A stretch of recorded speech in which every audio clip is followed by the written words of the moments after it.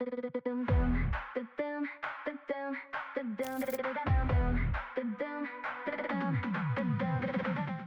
guys, we are going to be watching The Cost of the Concordia by the Internet Historian. I have no idea what this is about, but yeah, this is The Cost of the Concordia by Internet Historian. I love Internet Historian too. He makes learning so fun. Okay, here we go. The Costa Concordia, ship of dreams. It's been 8 years. Damn. I can still smell the buffets from their 5 restaurants. The casino and 3-story theater had hardly been used. Is this the modern Titanic we're talking about here? Gym, the day spa, the sheets in 1,500 luxurious cabins hadn't even been slept in. Damn. Costa Concordia cost $570 million to build. And you could tell. You could really tell.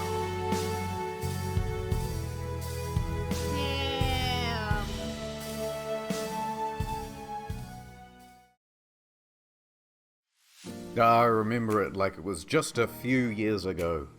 We had left Civitavecchia, a port in Rome, and we were making our way to Savona. Ooh, it was day 2 right. of our 7-day journey. But that ship, she was cursed. She was cursed! When she premiered, the traditional bottle of champagne bounced right off the side instead of smashing. A bad omen, no. but I'm not the superstitious type. Nothing could go wrong on Friday the 13th of January, 2012. On the 100th year anniversary of the Titanic, on a ship that's also... Wait, they did this on the anniversary of the Titanic? On Friday the 13th, and the bottle didn't break. Literally all only safety omens rated for 2-compartment say it was flooding. cursed. Especially not when you have a 5-star max-level captain like Francisco Scatino, a man who mysteriously rose from head of security to the position of captain within just a couple of years. He knows exactly what to do in case of an emergency. For example, when he caused this emergency in 2008, when he crashed into a port in Sicily. And in 2010, in Warnemünde, Germany, when he was steering a different ship and came into port too fast and caused another collision. Wow. I've got a good feeling about this. So let's set the scene. It's a beautiful evening. People are having fun on the slides, drinks at the bar. Antonio Magnotta is playing piano at the restaurant. Who's Antonio Magnotta? Martin the Magician is setting up for his show. And the ship is setting up for a little detour. It's called a sail-by salute. Basically, you get real close to the shore and honk the horn. The locals hate it, but the customers love it, and it's a tradition. Scatino, the captain, comes into the dining hall with a lady, Dominica Samorton. Remember this face because you'll be seeing a lot of it later. Scatino eats his dinner with her and socializes for a little while. Then he, Dominica, and the maitre d' finish up and excuse themselves. They're heading to the bridge. Wait, what's a maitre d'? I thought that was like... I'm confused. It's time for that sail-by salute. This time, they're going to get closer than ever. Just 1,500 feet from the island of Giglio. And how are they going to determine this distance? Well, of course, the captain is going to eyeball it. Apparently, it's not an uncommon thing to do. Scatino turns to the fella steering, his helmsman, Jacob Ruslibin. First interesting tidbit.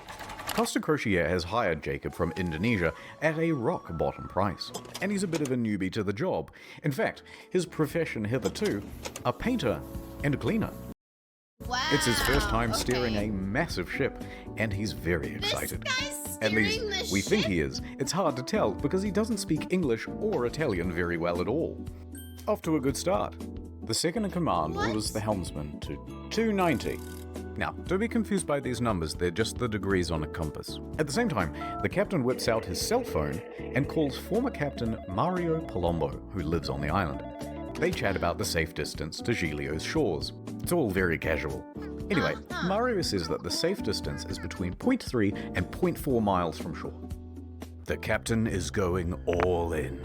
This is not his first sail by salute, so he's confident in what he's doing. No. We're going closer than we've ever been before. The captain's eyeballing it again. New heading of 300, he tells the helmsman. Downstairs, Martin is about to cut his assistant in half. And of course, that means that there's already a lady inside this box. She's waiting for the cue, and then she'll poke her legs out. The captain is giving more orders. Pulling gently to 310. Increase speed to 16 knots. Going this fast is going to be a fatal error. But before we talk about that, let's talk about another big problem. Someone explain the concept of navigating to leaks. Language barrier. Because at this point, the captain says 325, but the helmsman relays 315. So the first officer intervenes, and he goes, no, 335, which is also wrong. No. And then the captain clarifies, no, 325. The helmsman confirms 325. Their poor communication has them moving at a much wider angle than they think they are. No. However, the captain should and would know this, except for the next problem, complacency about procedure. The standard procedure of a ship this large is for the third officer to give exact positional coordinates every time the captain gives a new directional order. But they're not doing that. 330, he says. The helmsman relays 330. The ship reaches 16 knots. The captain then turns to the second officer and instructs him to go to the left wing. That's these things here, and they basically exist so you can get a better view over the whole vessel. A few seconds pass, and then the mood starts to turn. Scatino notices white foam of waves breaking against the rocks directly in front of him in the distance. The Costa Concordia, right now, is almost 700 meters closer to the rocks than it should be. Without deviation, there is going to be a direct collision. Oh, shit! Scatino immediately commands the ship to start turning away. 335. Not enough. The captain shouts, 340. The captain yells, 350. Now, remember how I said that accelerating to 16 knots was a fatal error?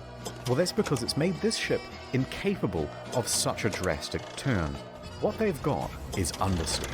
Here's an example. The front end is not working. You're turning, and you're just going straight. You want to go over here, but you're going to end up over here.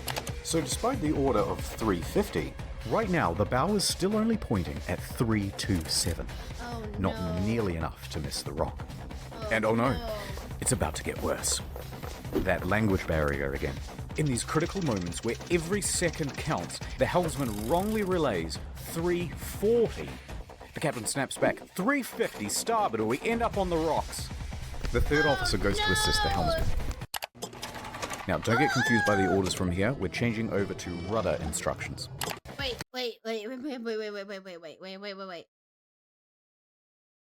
The captain yells, starboard 10, starboard 20, and still it's not enough. Hard to starboard. That means as hard as it'll go. But at this point, even if they clear these rocks, they need to get the rest of the ship to swing around it.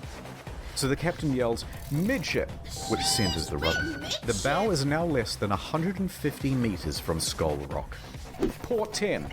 But the helmsman only gets to port 5 before another order is given 2 seconds later. Port 20. They might just avoid disaster here, maybe. But then, oh no. Oh no. One Not more the time, the language helmsman. barrier. Why is someone who doesn't speak English or like any other language? Why is he? What? How does this happen? Cocks up at the worst possible moment. The helmsman goes to starboard instead of port, undoing the swing. 8 seconds later, he realizes the error and corrects, but it's too late. No. He has just turned a probable near miss into a sure hit. All they can do now is hold on as the bow of the ship no. narrowly passes by the rocks. Hard to port! The second officer yells, "We're gonna hit!" Oh no. Collision. The butt is hit. Oh no.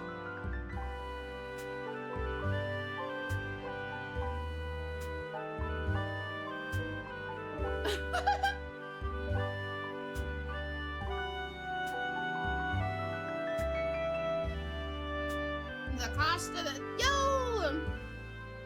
port and starboard in Italian are Porto and Bordeaux, so hearing it wrong is understandable. Okay, Down. guys, explain to me. Port, how do you tell port and starboard? How do you tell which side's port and which side is starboard? Port has 4 letters, same as left. Oh. Oh. Town. Okay. Nord Town. It's day 56 of playing Russian roulette. Oh. Seems I never Is win. there- Gonna drink all by yourself? Somebody has to. I hear you're a man who's good at finding folks. I'm many things. I'm looking for this fella. I gots to find him. It's breaking my little heart. I'll see what I can do. Oh, I have no. contacts in thousands of servers in dozens of forgot. countries across the globe. NordVPN. And just like that, she was gone. The only thing she left was a calling card. I has food now, guys. Sometimes when you follow a case, it follows you back. NordVPN can protect my online data. But who can protect me from myself? When they said this job gets easier, it was just another lie. Forensics found his password spread all the way down the block. In a perfect world, we'd all use NordVPN. But I guess this isn't that kind of story. I took the brakes off my car. Man like me never really learned how to stop. Shut the fuck up. I took the steering wheel out too. I let the road take me where I'm supposed to be. Damn. That's right, Toots. Your husband's dead. Oh, Merry no. Christmas. Go to nordvpn.com/internethistoria for a huge discount on a 2-year plan.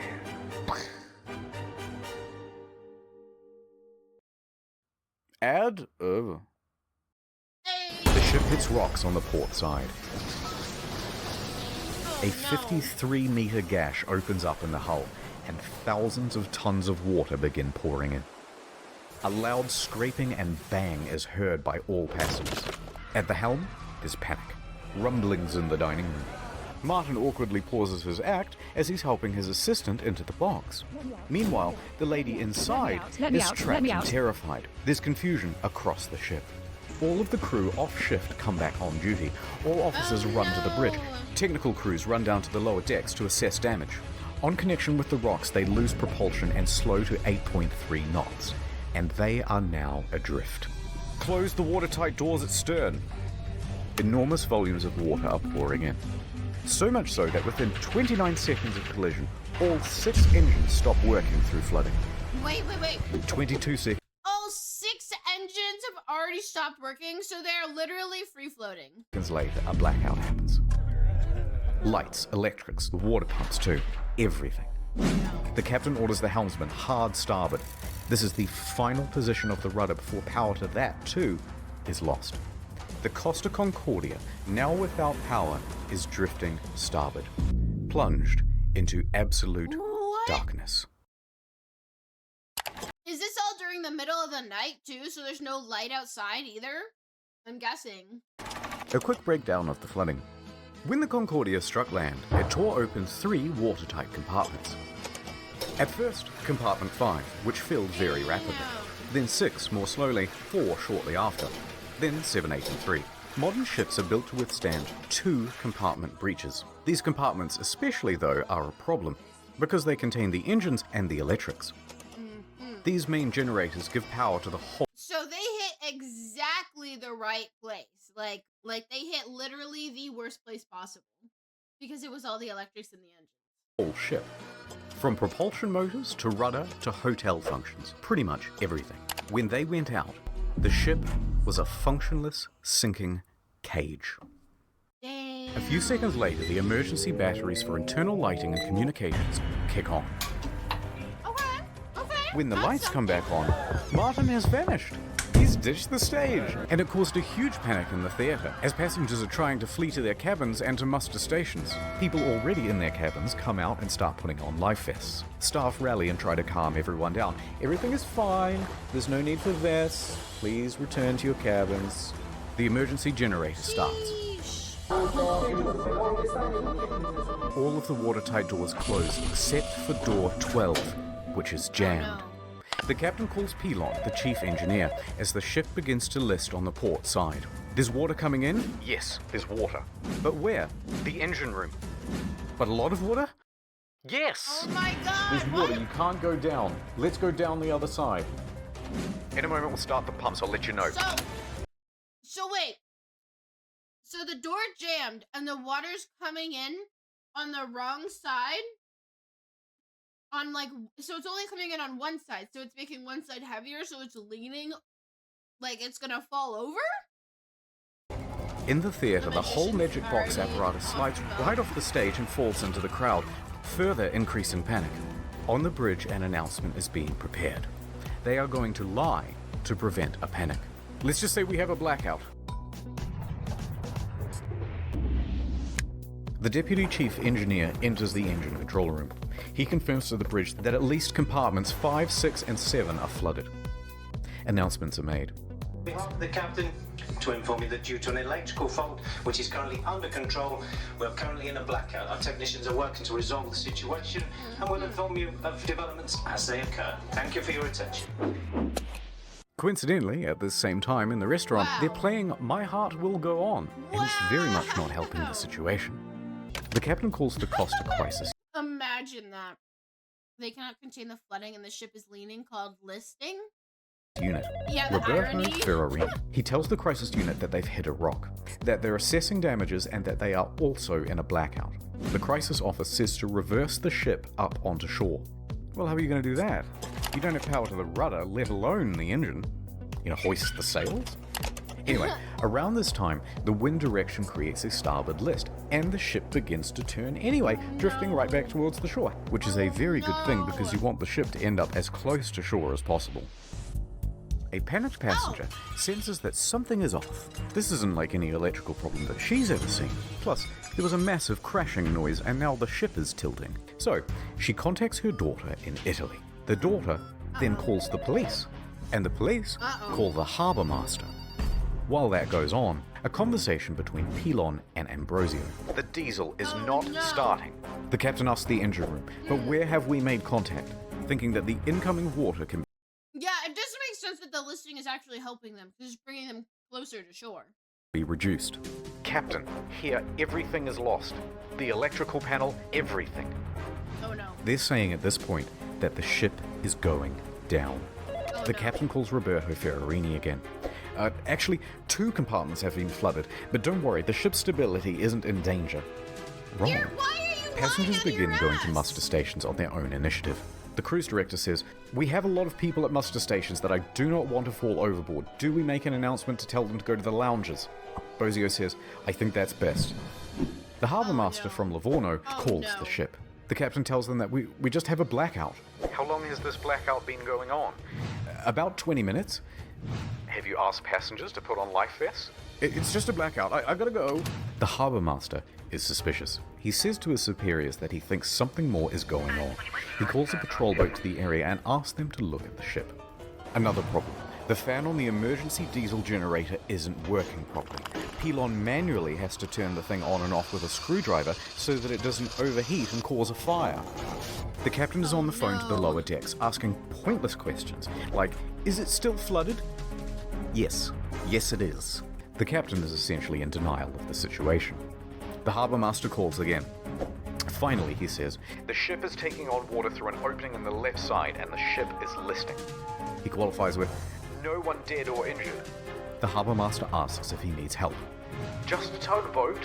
When in reality, they need a full rescue.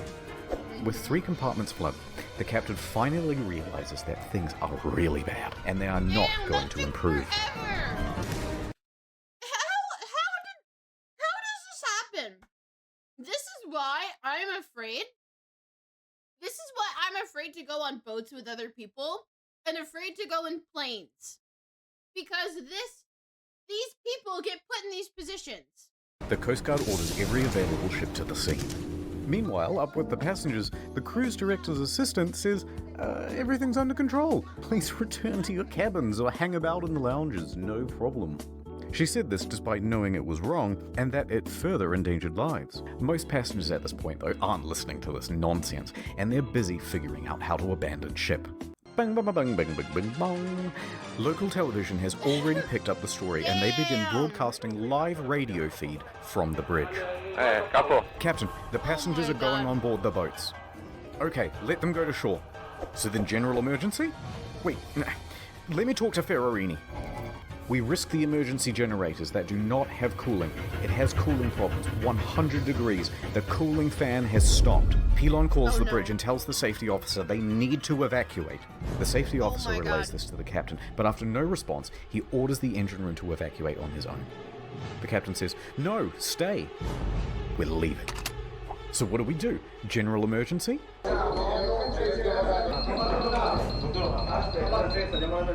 The captain tells Ferrarini that he's abandoning ship. Abandon ship! Another announcement is made. Ladies and gentlemen, your attention please. The situation is under control. Please remain calm. But at this time, proceed to your muster station. They're located outside on deck 4. The Livorno Coast Guard calls That's again. crazy. The captain declares distress. Keep in mind, The Coast they're Guard only officially halfway calls for through. rescue operation. It gets worse than this? They contact Pietro Mile, the helicopter base commander, who then calls in every available pilot as he rushes down to the helicopter base. Pilon shuts down the emergency generator for the final time. The first rescue vessel arrives. By this point, the lifeboats are already going. Luckily, the ship is very close to shore. Oh, perhaps too close to shore. The ship forcefully runs aground, creating an uneven center of gravity, and it begins heavily listing starboard. The captain issues a general emergency on board. The announcement to abandon ship is finally called and alarms ring out, and with that comes panic. And now that they're listing, with many of the lifeboats too awkwardly positioned to enter the water, there aren't enough readily available and they have to start going back and forth to the shore, picking people up and dropping them off. The patrol boats report to the Livorno harbour master that the ship has run aground and is listing heavily. So the harbour master asks the captain about it, and the captain says, no, the ship is still floating. In fact, we're trying to maneuver it onto the shore. They know he's lying. Hold on, I'm reversing it. Beep, beep, beep, beep, beep. The captain then says to bottom out the starboard anchor. Wow. So they drop out the anchors, but let out too much chain, effectively rendering them useless. The deputy mayor of Giglio, Mario Pellegrini, and tobacco shop owner... I mean, I get the concept of letting out the anchor if it's on the opposite side to circumvent the listing, but like, oh my god!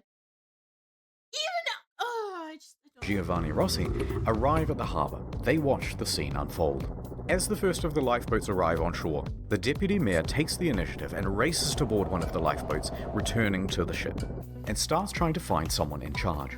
He gives up and starts helping passengers. Scatino tells everyone to leave and take radios, but not before changing out of his uniform and into a nice suit.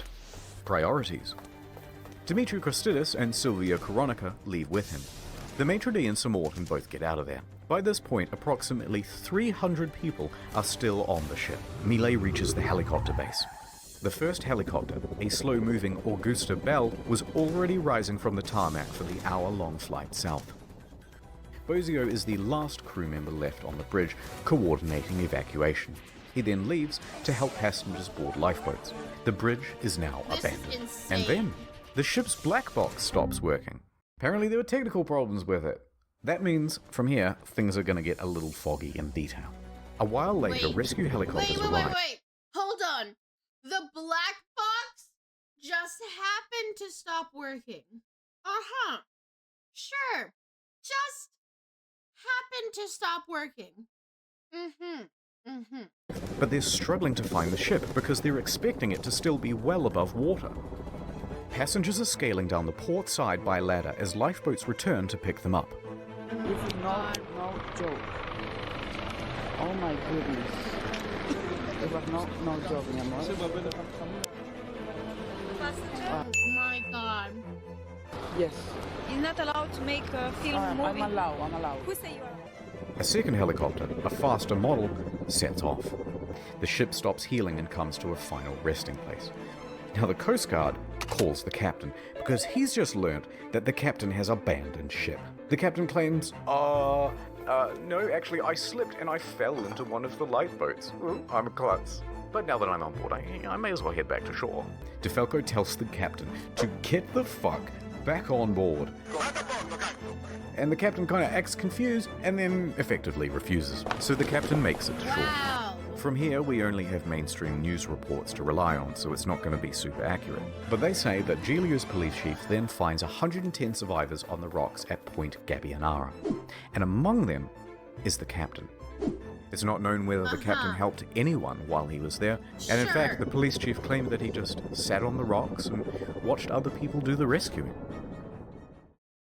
A while later, a rescue boat picks up the captain and takes him to the harbour. He speaks to the police.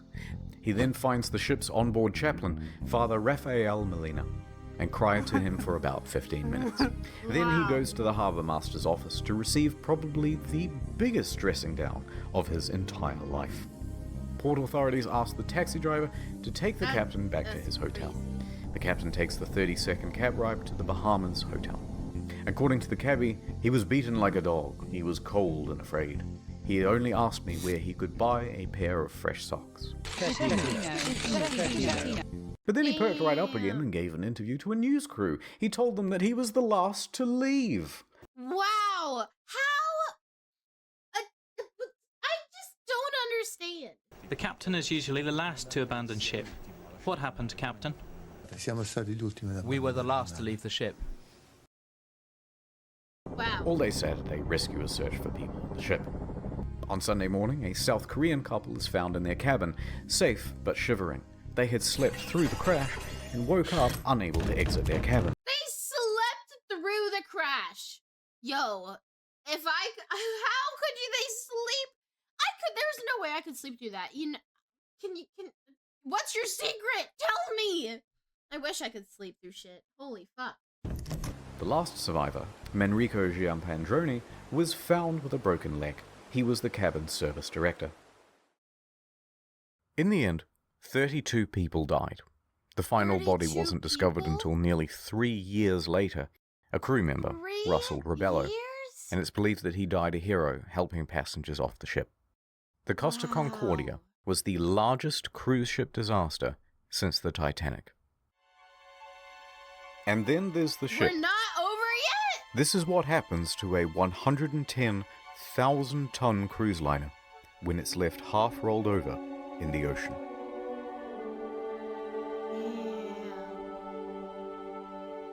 Yeah, I bet you couldn't sleep through anything after that.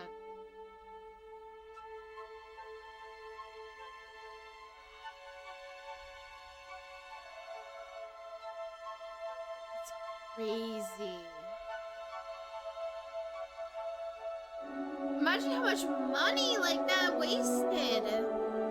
Imagine all that shit going into the ocean. Wow. Wow. But this isn't the end. It's just the halfway point.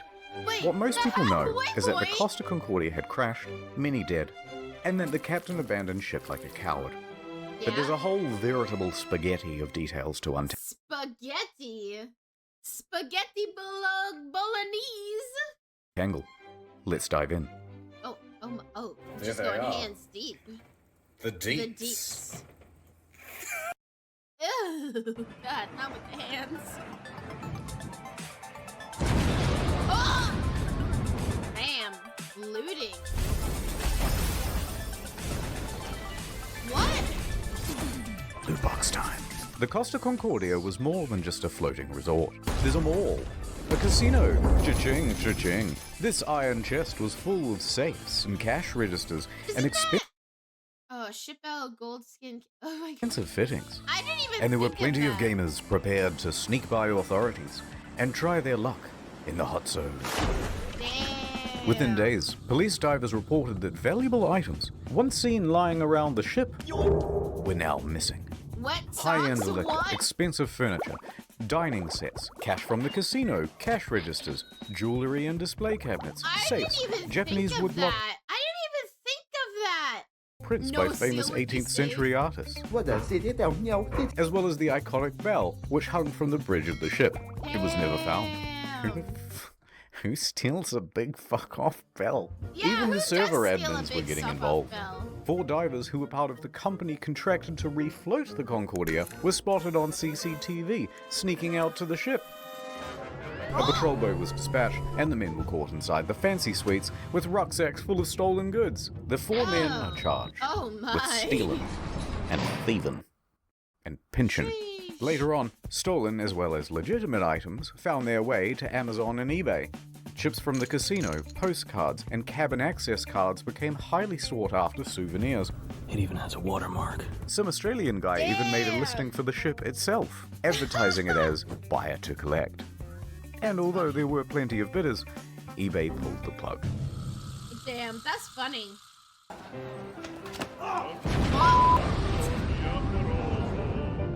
The relationship. I know you want to see Scatino go to jail, and we'll get to that. Yes. But first, we have to talk about someone else.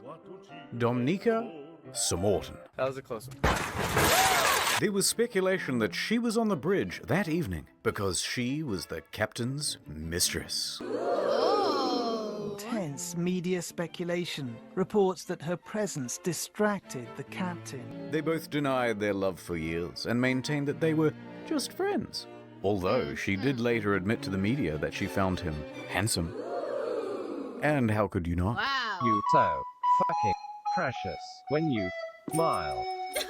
She says there was no That's pretty romantic good link editing. between them. Some people would like to believe, they want to know I have something with him. It's more interesting. It's like, you know, some spicy in the story. Miss Samorton also Wow. loved the spotlight, however. Everyone, oh look! And took several interviews. But as the pressure mounted upon her, she began making ominous threats to Scatino, saying he must confess, and that you have but 1 week to come clean. But things from here get weird. Spicy. Samorton is a bit of a wild card. In a subsequent interview, she claimed a helicopter came to the ship well before the other rescue craft to take away a package. Huh? What? And what was that package? What? Drugs, apparently.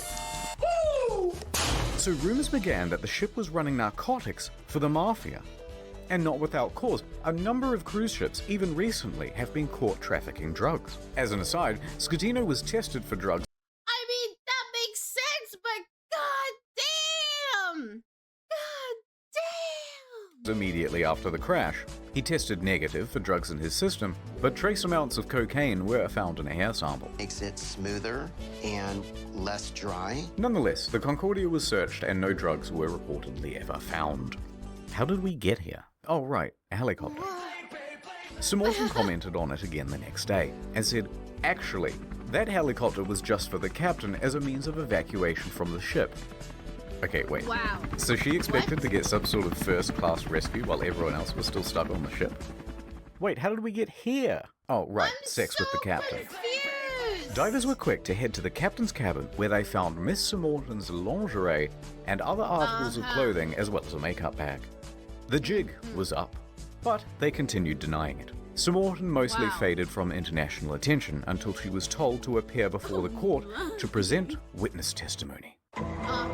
The judge pressed her to be truthful about their relationship, or she would be held in contempt. Either tell me the truth or shut up. Wait, is that Dr. Phil? That's Dr. Phil! So finally, she admitted it. Yes, I had a sentimental relationship with the captain. Stop. But now, stop asking about my private life. She was indeed the captain's lover. What is up, Troubler? It's crazy. Like, okay, so were one of them married? Were they, like, married to other people? Like, why is this such a big deal? I mean, obviously she was a distraction, but, like, I don't understand unless, like, he was married to someone else or she was married to someone else or, like, I don't know. Sure, the distracting. Scatino cheated on his wife with C-Mortan. Oh my god! Okay. She and Scatino had been having an affair for several weeks. She also said that on the night she boarded, she didn't have a ticket. Ticket, please. And didn't need to pay because nobody questions you when you're the captain's lover.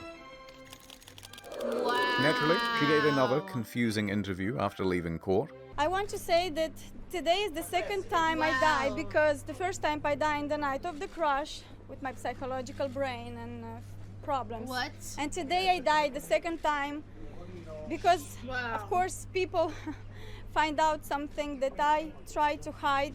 Subsequent to the trial, she used her fame in Moldova to become a political activist, often appearing on television and radio and in articles covering protests, accompanied by pictures of her being arrested by police. Oh,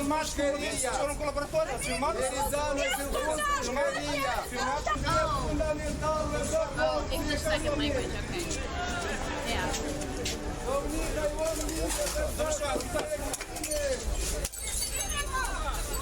the fuck? It was some stuff about victims of violence, women's rights, Girl power. yada yada yada, and interestingly, part of a push to block the sale of shares of Moldova's train network to Russia. Sure.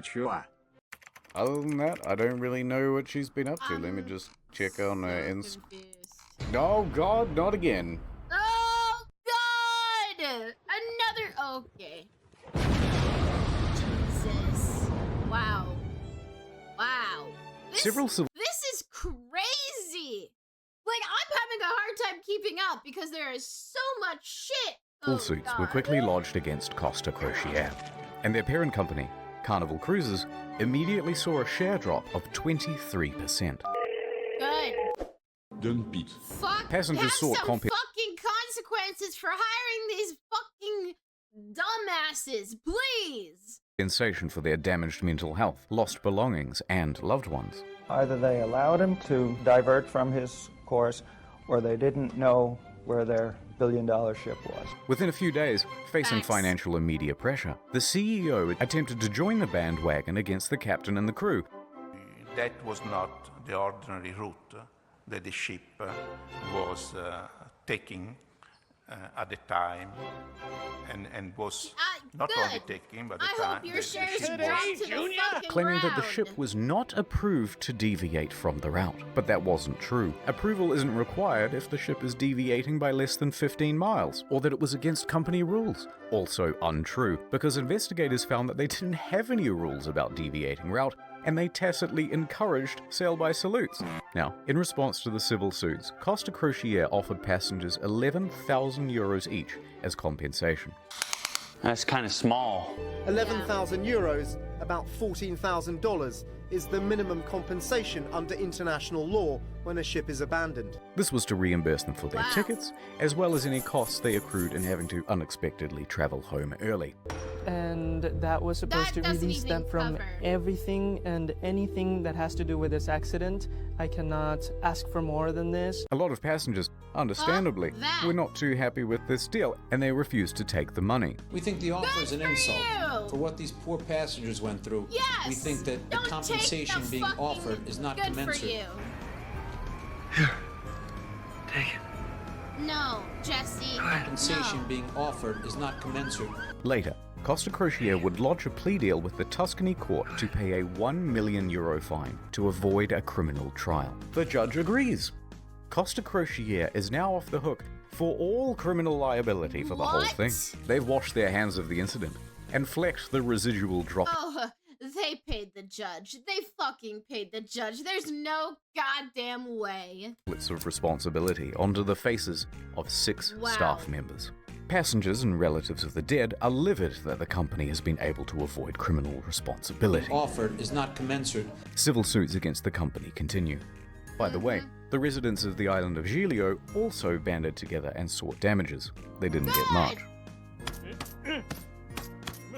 Eventually, passengers who refused the initial compensation of $11,000 joined civil parties against Scatino in his trial in 2015. Is not commensurate. They were awarded €30,000 each. Other cases, especially those involving lost relatives, are settled for undisclosed amounts. That's fucking crazy.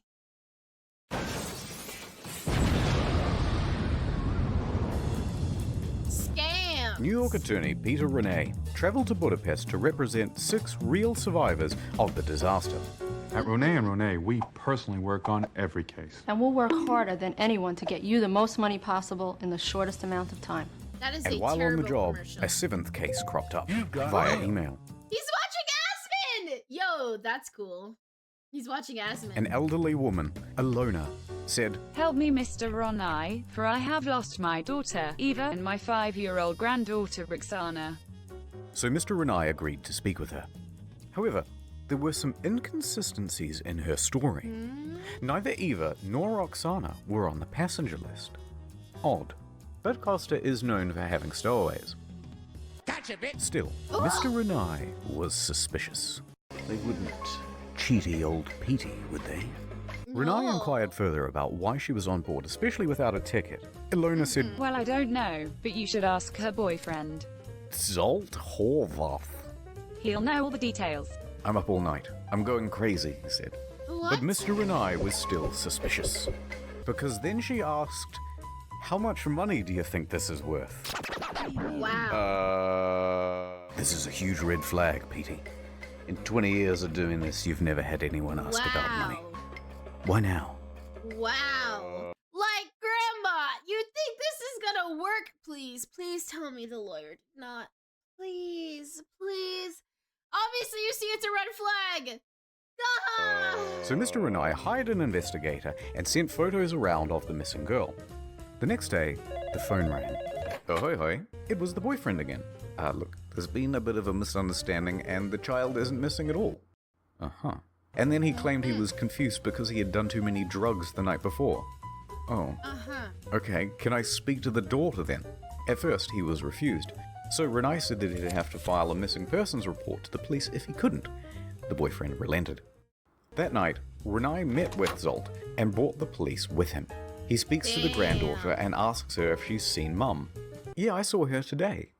"Oh, really?" "Yeah, we went to the park today and we went on the swings." Oh no, the jig was up. No. So the mum walks into the room sheepishly.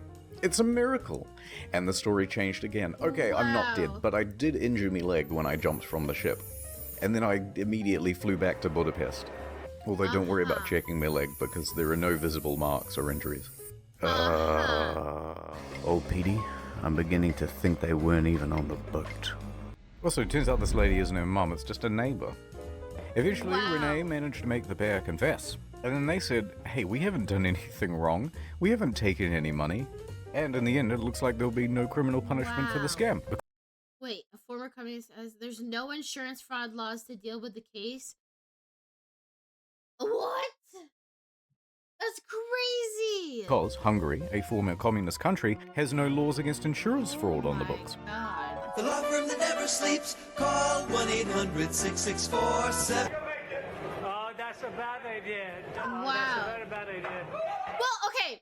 At least the lawyer didn't take the case. At least the lawyer did his due diligence, got the information, found out it was sus, and it was some bullshit. So, I mean, there's that. At least that lawyer. Vada Arbordo. Mario, would you teach me some Italian? Oh, of course. Get back on board for fuck's sake. Okay, thanks. Gregorio De Falco, the naval officer who shouted at Scatino to "Vada a bordo caso," became a bit of a national hero overnight in Italy. He, like the rest of the world, expected Scatino to go down with the ship. Oh my god, that's funny. And when the captain chickened out, De Falco was there to admonish him. And when he stopped answering the radio, he called him on his cell phone to continue putting him on blast. When the captain first reported just a blackout, De Falco didn't believe the story and immediately began preparing a rescue effort, which likely saved several lives. His actions were applauded by most Italians who were tired of their public servants being corrupt and avoiding responsibility. Oh shit, they actually mention it. They actually mention that Italy is corrupt and whatever, huh?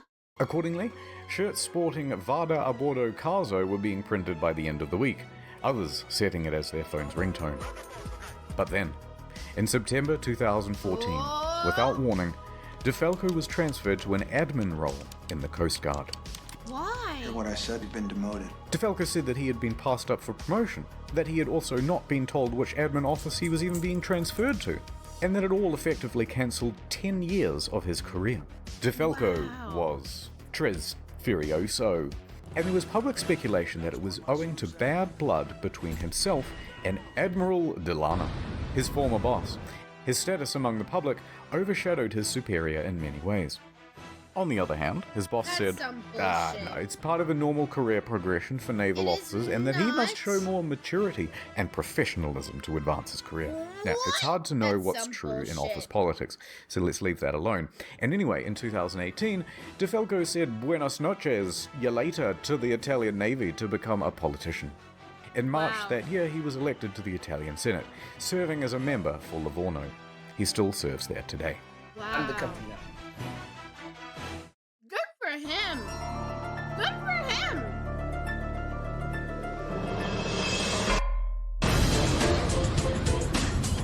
Oh my god. What is that soundbite from? Dun dun dun dun. I know that soundbite. I know that soundbite. What is that from? Dun dun dun dun. Goosebumps. Goosebumps. Thank you. Thank you. Yeah. The day after the disaster, Scatino was taken into custody by police and underwent questioning. However, it was clear that this would not be a straightforward investigation. So the judge released him under house arrest at his home in Sorrento, a town in Napoli.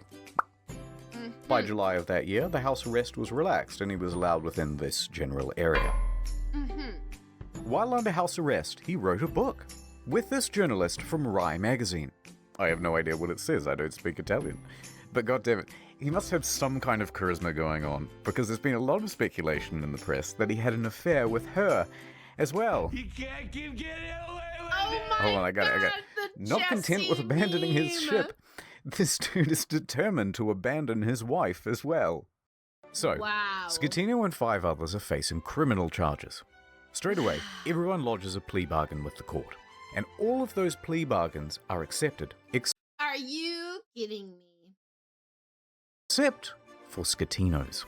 And the condition of everyone's reduced sentences are that they must provide witness testimony. There's a little bit of justice going on here. A tiny bit of justice going on here.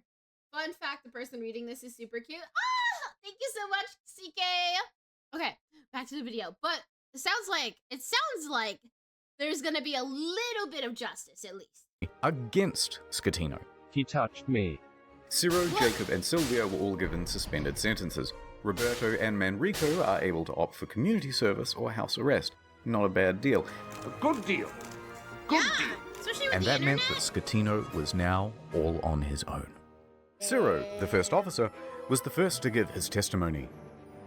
On the witness stand, he claimed that Scatino was distracted by his mistress and other guests on the bridge.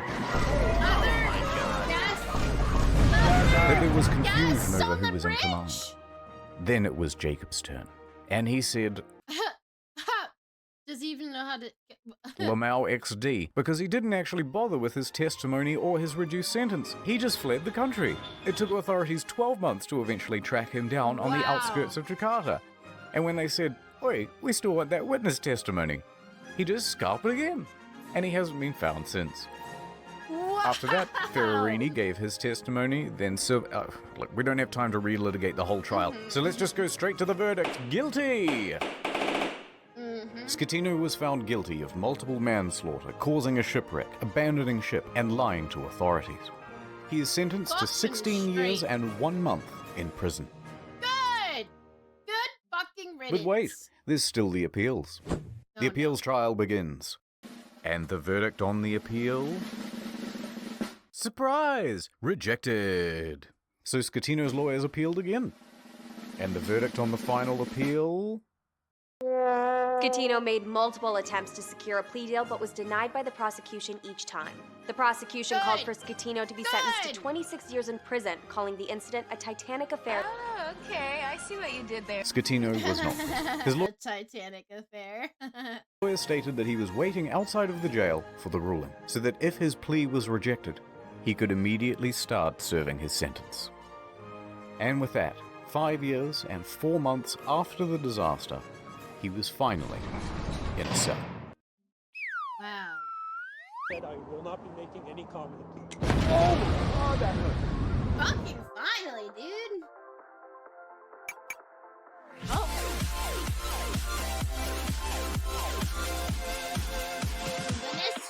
The salvage operation I just want to say that animation was really good. was enormous. It took over 2 years and cost an estimated $1.2 billion. Beginning in early 2012, they first spent 2 months pumping fuel from the ship's tanks. At the same time, they had to pump seawater in so that the balance wasn't affected and the ship didn't slide around. In early 2013, a platform was built under the ship to prevent it from falling further. Sponsons were then attached to the sides of the ship and cables attached to the underwater platform. The sponsons were then dragged underwater and opened up to allow the ocean to fill them. The ship could then roll over properly. By late 2013, the ship was upright once more. The sponsons were then attached to the side of the ship to help keep it balanced. It now rested partially above water and crews could walk around safely. By July 2014, the water was removed from the sponsons and compressed air was pumped in to lift the ship. And she was ready to cruise again. This time to a port in Genoa. It was a 4-day towing journey to the docks where a 2-year process of dismantling and recycling would begin. That same weekend of the towing, Schettino was busy. He was the guest of honor at a white party on an island in the Bay of Naples. He appeared on the front page of a local newspaper, flanked by 2 of Italy's most eligible bachelorettes. That is actually crazy. Holy Anyway, so these are the things that I remember from the Costa Concordia. The fact that they even got it out was a feat of engineering. Yeah, that is so wild. Like, imagine if you actually put a captain in that knew what the fuck he was doing and a helmsman. How much money you would have saved. How much face you would have saved. It is so much more cost efficient to put people in their place of knowing what they need to do. Like, I don't get it. I don't get it. I just don't get it. That It doesn't make sense to me. Maiden of the sea. And as for you, little fella.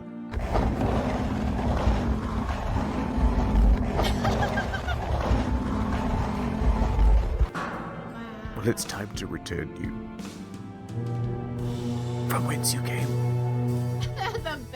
the bell. Yeah. And the fucking Titanic soundtrack. And he's getting all wet. 6 quick things. 1. NordVPN, good product, check them out. Number 2, there's a new video on the second channel. You probably didn't see it because it was temporarily restricted. Now it's not. Enjoy. 3, if you've never seen the second channel before, give it a go. It's a different type of content, but we put a lot of production into it. It's not just offcuts. 4, there are a couple of secret channels as well, but I ain't telling you where they are. 5, no more 45-minute videos on the main channel. Back to 10 to 15 minutes and more of them. 6, there's a Q&A coming out next week on incognito mode. It's got a ton of detail that we had to cut for the sake of brevity, and will no doubt feature a ton of corrections as well. Extra video spending more That's of this? it. Thank you. Ooh, okay. Spicy. Spicy. That was actually pretty good.